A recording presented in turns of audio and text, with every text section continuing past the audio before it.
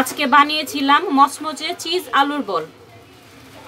এই মচমচে চিজ আলুর বলটা যে খেতে এতটাই মজার ছিল কি বলবো আপনাদের। একটি নাস্তা আপনাদের আমি ভেঙে দেখাচ্ছি, দেখেন ভেতরে কতটা জুসি হয়েছে।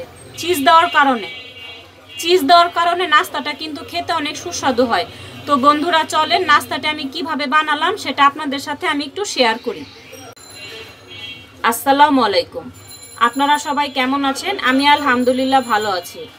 আমি আজকে আপনাদের সেদ্ধ করা আলু দিয়ে একটি মজার নাস্তা বানিয়ে দেখাবো। এজন্য এখানে পরিমাণ মতো আলু সিদ্ধ করে হাত দিয়ে একদম ভালো করে ম্যাশ করে নিছি। পরিমাণ মতো চিলি ফ্লেক্স নিয়ে নিছি, লবণ নিছি, মরিচের গুঁড়া আর গরম মশলার গুঁড়া নিয়ে নিছি। আর এখানে কালো গোলমরিচটা আমি গুঁড়ো করে নিছি। আর এখানে পরিমাণ মতো আমি ময়দা নিয়ে নিছি। এখানে 2 থেকে 3 চামচ কর্নফ্লাওয়ার নিয়ে নিছি। নাস্তাটি বানানোর জন্য আমি এখানে মজরেলা চিজ নিয়ে নিছি পরিমাণ মতো। এই চিজটাকে গ্রেটার মেশিন দিয়ে গ্রেট করে নিছি। এখন এই সবগুলো উপকরণ এই সেদ্ধ করা আলুর সাথে দিয়ে দিতে হবে। সেই কালো গোলমরিচটাও আমি দিয়ে দিলাম। এখন হাত দিয়ে ভালো করে মেখে নিতে হবে। অনেক সময় তো ঝামেলা করে আসলে রান্না করতে কিন্তু কিছু ভালো লাগে না। তো ঝটপট করে যখন কোনো কিছু খেতে ইচ্ছে করবে তো আপনারা এই রেসিপিটি বানিয়ে দেখতে পারেন, অনেক ভালো লাগবে। ছোট থেকে বড় সবাই খুব পছন্দ করবে এই নাস্তাটা। এখন সবগুলো উপকরণ আমি হাত দিয়ে ভালো করে মেখে নিব। আপনারা একবার হলেও এই রেসিপিটি বাসায় ট্রাই করতে পারেন, কারণ এই রেসিপিটি বানাতে কিন্তু তেমন একটা সময় লাগে না। খুব অল্প সময়ের মধ্যে অনেকগুলো নাস্তা বানিয়ে নেওয়া যায়। আর এমন অনেকে আছেন যারা আমার চ্যানেলে রান্নার ভিডিওগুলো প্রতিদিন দেখেন কিন্তু এখনও আমার চ্যানেলটি সাবস্ক্রাইব করেননি। প্লিজ আমার চ্যানেলটি সাবস্ক্রাইব করে আমার পাশে থাকবেন। আর আমার রান্নাগুলো যদি আপনারা প্রতিদিন দেখতে চান তাহলে সাথে যে বেল বাটন আছে বেল বাটনটি অন করে রাখবেন।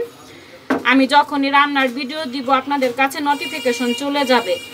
আর আপনারা যারা এই ভিডিওটা ফেসবুক থেকে দেখবেন প্লিজ লাইক অ্যান্ড ফলো দিয়ে আমার পাশে থাকার অনুরোধ রইল। সবগুলো উপকরণ আমি হাত দিয়ে ভালো করে মেখে নিছি আর একটি সফট ডো বানিয়ে নিছি। এখন আমি নাস্তাটি বানিয়ে নিব। এইভাবে করে গোল একটি বলের শেপ দিয়ে নিব। তারপর হাতের তালুর মাঝখানে এভাবে রেখে দিব।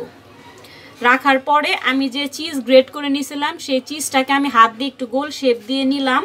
এই নাস্তাটি ঠিক মাঝখানে এভাবে রাখতে হবে। এভাবে রাখার পর এভাবে চতুর্পাশ থেকে ফোল্ড করে আনতে হবে।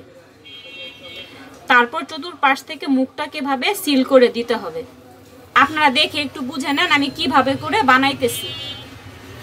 এই যে দেখেন এইভাবে বলের শেপ দিয়ে আমি সবগুলো নাস্তা বানিয়ে নিব। আপনারা চাইলে অন্য যে কোনো শেপ দিয়ে বানিয়ে নিতে পারবেন।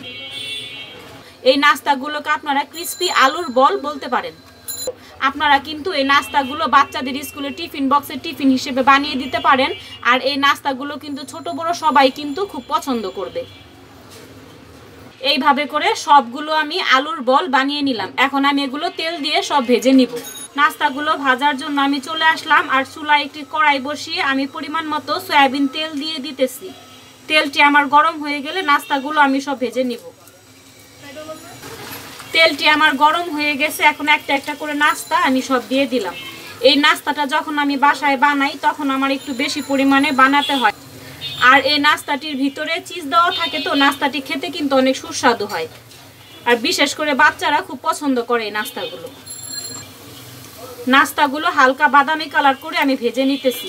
নাস্তাগুলো হালকা বাদামি কালার করে ভাজা আমার হয়ে গেছে। এগুলো এখন আমি উঠিয়ে ফেলবো। এইভাবে করে সবগুলো নাস্তা আমি ভেজে নিব। মচমচে চিজ আলুর বলটা কিন্তু আমার একদম ভাজা শেষ হয়ে গেছে। আমার আজকের রেসিপিটি আপনাদের কাছে কেমন লাগলো আপনারা প্লিজ একটু কমেন্ট বক্সে কমেন্ট করে জানাবেন।